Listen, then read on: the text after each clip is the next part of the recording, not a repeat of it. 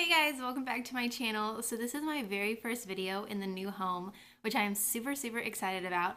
Obviously the lighting is super terrible, but we'll fix that eventually whenever I get set up. So before I get started, I wanted to let you guys know that Connor is coming home like really soon. Like sooner than we thought, like very soon, which I'm super excited about. So if you guys are not following me on Twitter or Instagram, be sure to follow me on Twitter and Instagram so that you can keep up with like my homecoming outfit and him coming and stuff like that.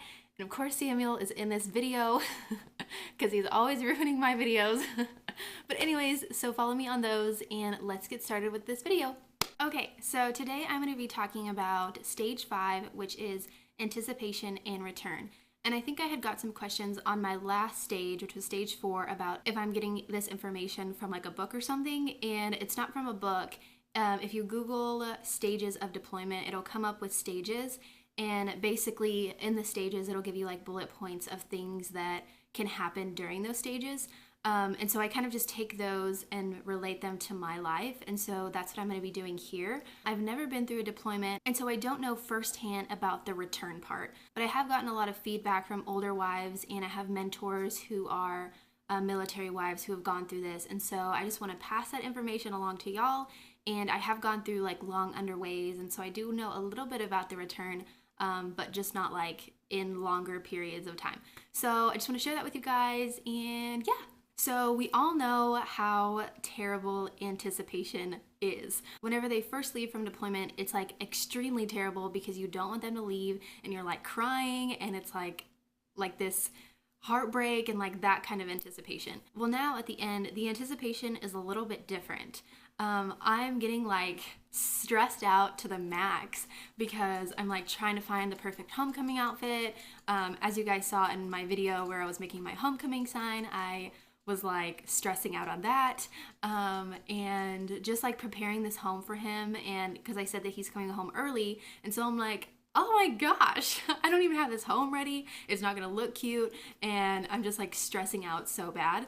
But something that I want to say to that, which I'm learning myself, is homecomings can't be perfect. And I think we all like get this mindset of like this perfect homecoming because, you know, we see videos of like people running to their sailors and their soldiers and like all of these different things, and it's just like this cute embrace, and like you just think it's like this perfect reunion, but you don't ever see what happens next.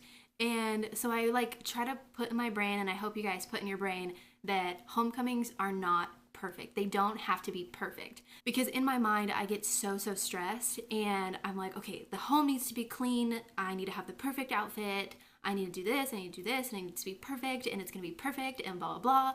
But when we have expectations of this like perfect reunion, there can be a lot of disappointment and a lot of sadness and just all of these emotions that aren't good for you if you just think it's going to be perfect. Like this little square bubble thing, it's going to be perfect. Because whenever you have the mindset of perfect, again, you're going to get stressed, and you may like end up fighting your first day, or you may be uncomfortable with them the first day, and all of these things may happen that don't make it perfect, and it's just going to shatter your thoughts of perfection. So that's one thing that I've been learning that I want to share with you guys, to not have the expectation of this reunion as something that's going to be perfect.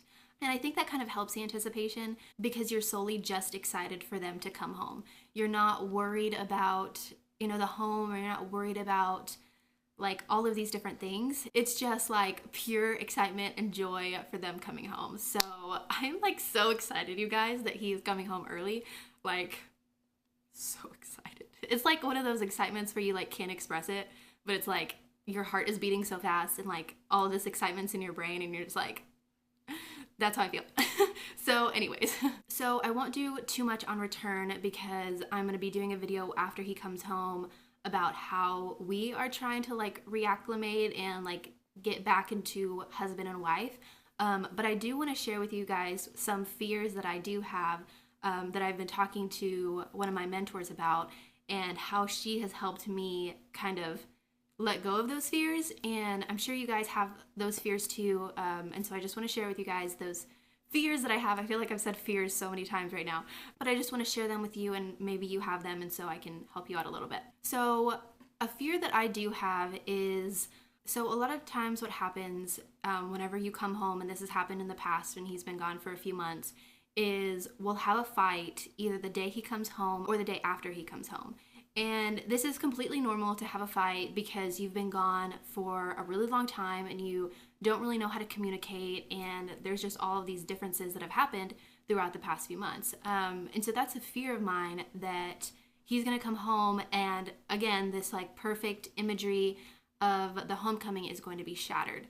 And first I have to remind myself, like, okay, I can't have a perfect homecoming. There are going to be setbacks and there may be fights because it's not perfect. And I just have to remember, if those fights do happen, I can't just like lose it. Something that happened last time Connor was gone for a few months was, for those few months, I hadn't had any confrontation, like zero confrontation. I lived alone. I had friends, so I wasn't going to fight with my friends. And he was on a ship with a ton of guys, and testosterone levels rise. That's kind of hard to say. Testosterone levels rise, and he was getting like more stressed and more angry, and like he controls his anger really well now. And so it wasn't like he was always angry on the ship. But when he came home, it was like we didn't know how to communicate with each other because he was full of like this testosterone from all of these guys. And I was here by myself, not having a fight with anyone. And we got into like a small argument. And like literally I just started bursting out into tears, and like I couldn't breathe. And it was like all of my emotions just came out all at once because my body didn't know how to handle this confrontation. And so I can imagine that will probably happen again. And that's a fear of mine because I don't want to have this like small argument turn into like something huge. And so I just have to remind myself, like, it can't be perfect. You know, we're going to communicate. We're going to talk through it. I'm not going to like nitpick at small things. And if I do feel upset, like I'm going to calmly talk about it. And I just have to remind myself of all of these things because fights will definitely happen, guys. And you want to be prepared for that. You don't want to think, oh, this is going to be perfect. And then a fight comes and like you lose your brain. Like, you don't want to just scream at each other and like all of this stuff. You don't want that to happen. So if you're getting closer to them coming home, really talk about those things and acknowledge, both of y'all, that that fights may happen. Another one that happens a lot is bitterness.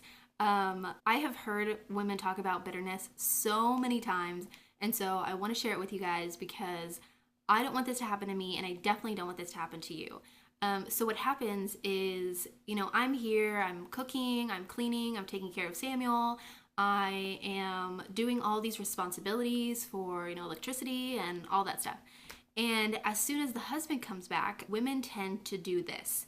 They say, I have been cooking, I have been cleaning, I have been taking care of the children, I've been taking care of the dog, I've been doing all of this stuff. Now it's your turn because you have been gone and you haven't done anything. So now that you're home, you're going to start doing the dishes. You're going to start taking out the trash. And they like force them to do this because they're bitter and they're like, I've been here with the kids this whole time. I've been here taking out the trash this whole time. And now you're going to do it. And obviously, whenever you say it out loud, it sounds like, why would you do something like that? But women actually do this. Like, they do this all the time. And I've even done this like a long time ago when I first got married. I would feel like super bitter because I would wash the dishes all the time, and then he would come home and he wouldn't wash the dishes, and I was like, what the heck, I've been washing the dishes. But anyways, it takes a lot of grace and communication to work through those, but it is a real thing. And so in this situation, I'm not a bitter person when it comes to this area, and so I just want to share with you guys how you can avoid this from happening. So the first day that they come home, they're obviously going to be tired. If they are tired, let them sleep because they have had so many time differences that they probably need a day or two to just rest. So if you see them like sleeping or on the couch or in bed or whatever, don't get mad at them. Like, they're literally so tired that they need that sleep. After a few days have passed, have a conversation. Don't hold it inside of you and think, he's not doing the dishes, he's not doing this, he's not doing this. Like, they literally cannot read your mind. They are not mind readers. We are not mind readers. So why do we expect them to be mind readers? So do not expect them to read your mind. If you want them to do the dishes, say, can you please do the dishes? What a concept. It is not that hard. But I know, like, we make it so hard.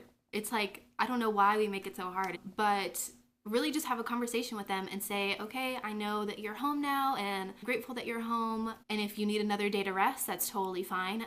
I just want us to be on the same page with now splitting up, you know, doing the laundry or doing the dishes or now taking out the trash, and like having an actual conversation about who is going to do what is super important. Like, just have a conversation with them and be calm and like speak rationally, and it's gonna be okay. Like, you can totally avoid having arguments if you calmly communicate with each other. Don't let and this applies with any anger problem. Don't let that anger fester for a really long time and then blow up. Like, if you have a problem, just sit down and say, I have a problem, I want to talk to you about it. Can we have a conversation in about 10 minutes, you know, just to like give them a heads up so you're not like hitting them with this random stuff. So yeah. And then the last two, one is just simply, it's going to be awkward. The first day is always awkward, just getting back into this like physical touch and just communication. It's always awkward because they've been gone for so long, and it's like you have to relearn who they are. So that's one. And then the last one is, and this is something that I really, really struggle with. So if you do this, I totally feel you on, you guys, is using I statements. And in marriage and relationships, you have to use I statements in general, but I think we forget that when we're separated for so long. You know, you forget how to communicate, you forget how to properly argue, you forget all of these communication skills.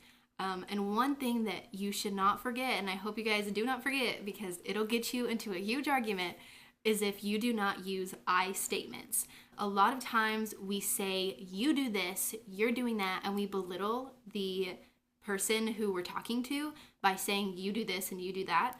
And when we belittle them, it makes them more angry, and it makes them have low self-confidence and like all of these different things. But when we use I statements, you say, I feel this way, I am sorry, or I am this, I am that. And so you put all of it on you and not on them.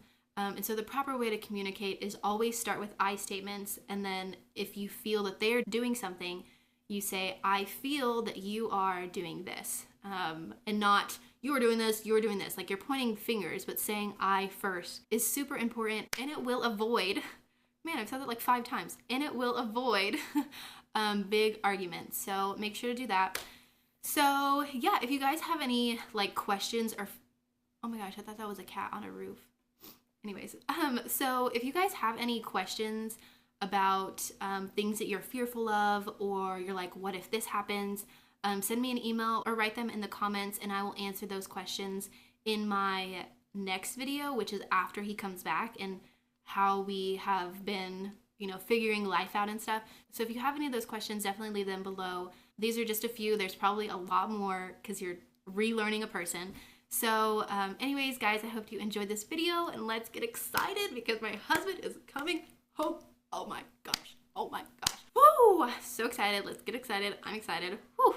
Anyways, so I don't know where I was at because I got so excited. Now my heart's beating so fast. Okay, I hope you enjoyed this video. Be sure to like this video and give it a thumbs up. Subscribe to my channel, and I will see you guys in my next video when he returns. Bye!